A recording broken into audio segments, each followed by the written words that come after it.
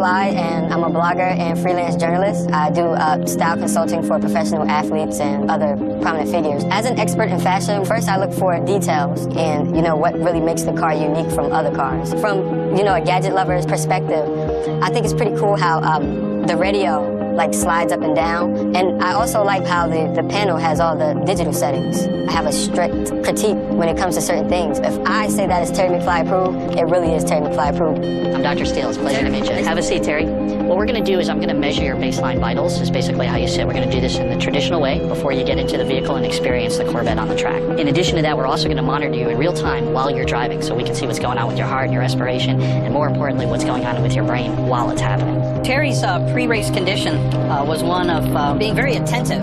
Interestingly, his alpha level was very normal, which is unusual for someone who's going to be going through this type of a thing.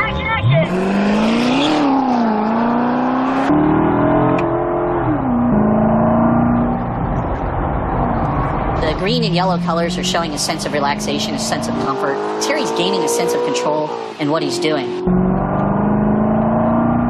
So initially, Terry's apprehensive and scared, but while he's driving here, you can clearly see that he's gaining control. If you look at his eye movements and his biometrics, he's breathing through his mouth now, and he is scanning his environment to know where he fits into it. He's very much a mental driver, very much in his own head. Respiration rate has decreased, but the intensity has increased. In other words, he's bringing in more air, but less frequently. And when we correlate that to his heartbeat and what we see is his blood pressure, etc., when we correlate that, what we're seeing is he's gaining a homeostatic state. Slow down, stop all the way at the checkered line. Up to the checkered line.